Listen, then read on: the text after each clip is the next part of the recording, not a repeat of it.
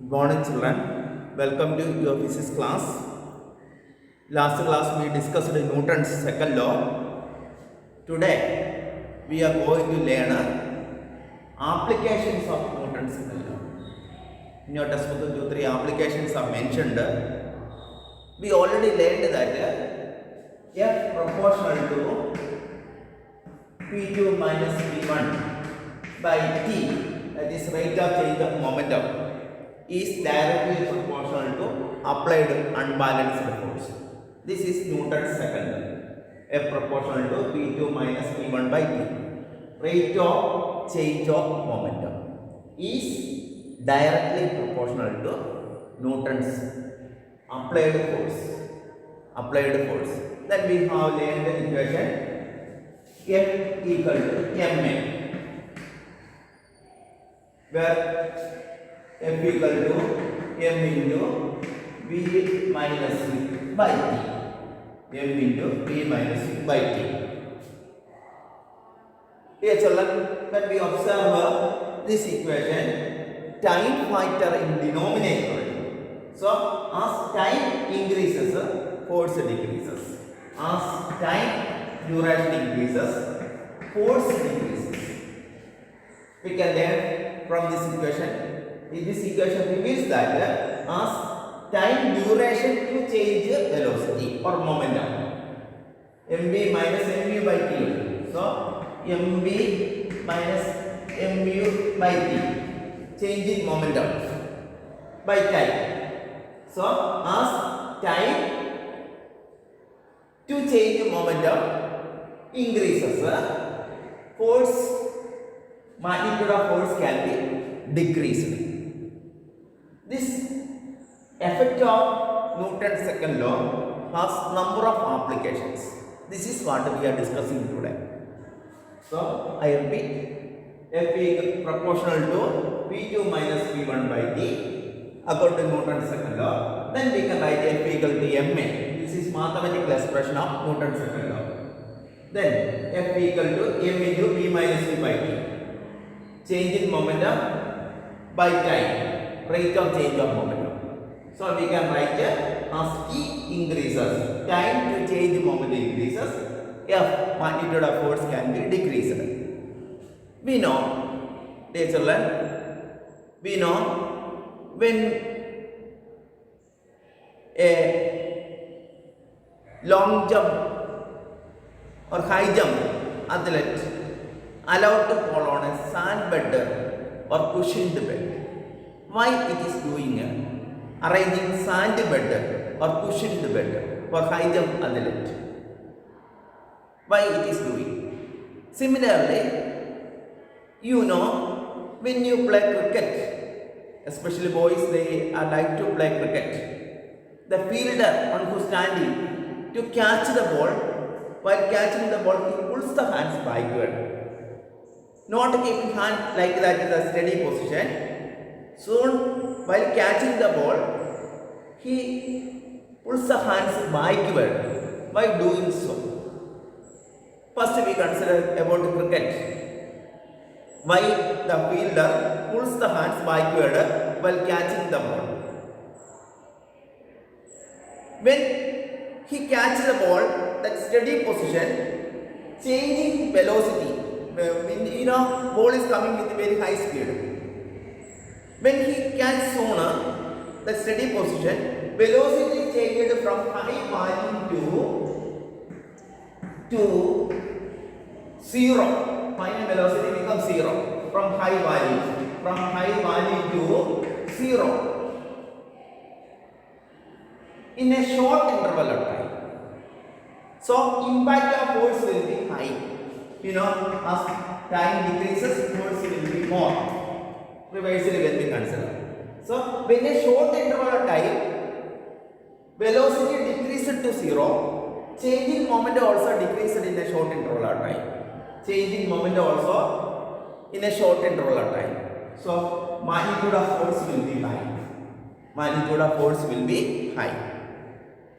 So, as I said, as time to change momentum decreased in a short interval of time, magnitude of force will be high. So it will hurt the palm of the field while catching the ball. Similarly, when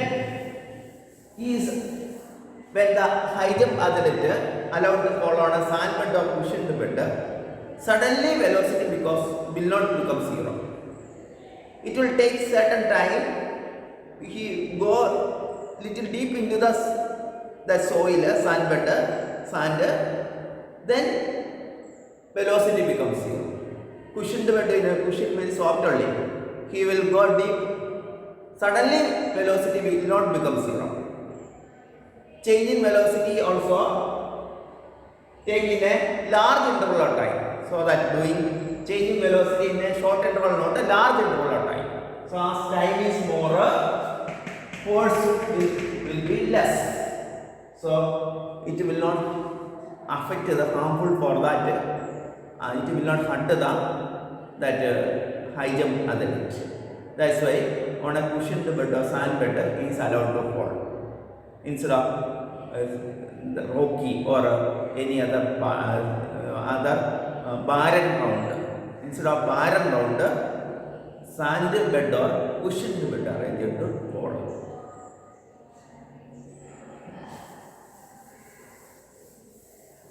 Third application, karate player break the ice slab within a single blow with his hands. Within a single blow, karate player breaks the ice slab. There he uses reverse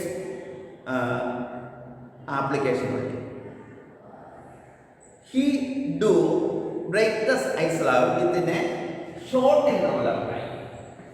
Within a short interval of time. So force of magnitude of force will be high. Magnitude of force will be high.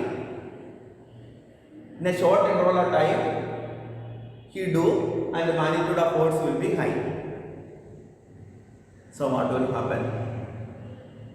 He can break the ice slab within a single blow. Next application, mathematical application. We can explain Newton's first law from second. We know F equal to ma. What is A? B minus U by T. So we can write here F equal to m into B minus U by T. That is mb minus mu by T.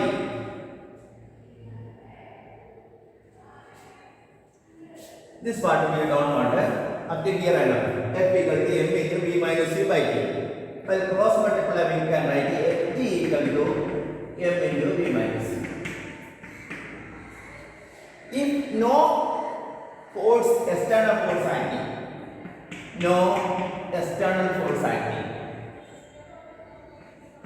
If no external force, F becomes zero. We consider body in motion. First, body in motion we consider. No external force acting. Then initial velocity and final velocity equal. Initial velocity and final velocity equal. That we can see. F is 0 only. Therefore, Ft also 0. 0 equal to m into B minus C. F is 0. Therefore, Ft also 0. So 0 equal to m into B minus C. M cannot 0.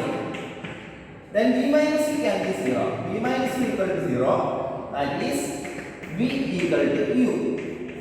This is Newton's first law. If no external force, there is no change in velocity. Body move with the same velocity. Body move with the same velocity if no external force. That is what Newton's first law is telling. If no external force acted upon the body continues with the same velocity. Body continues with the same velocity means initial velocity and final velocity equal. So V minus U equal to 0, V equal to U. Newton's first law.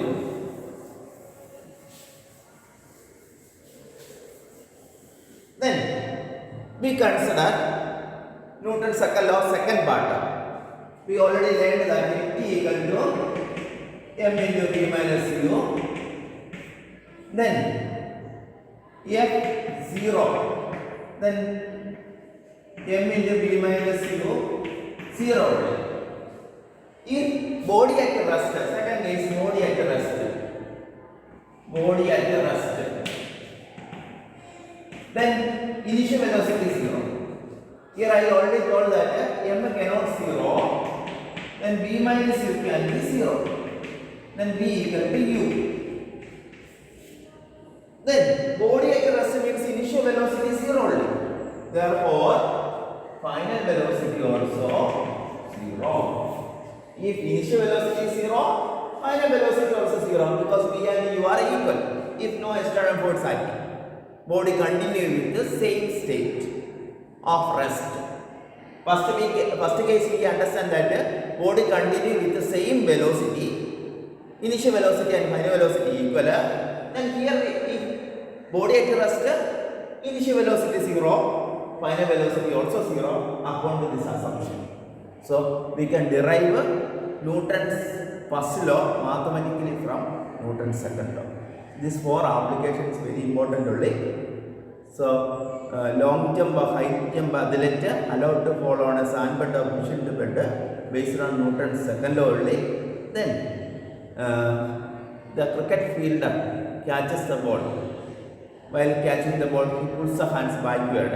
There also Newton's second law using. Karate player base the hands, break the ice slab within a single blow. They are using Newton's second law. Then Newton's second law used to derive Newton's first law. Thank you, children. Then Newton's second law and mathematical expression already learned. Then here we are learning practical applications. Thank you, children.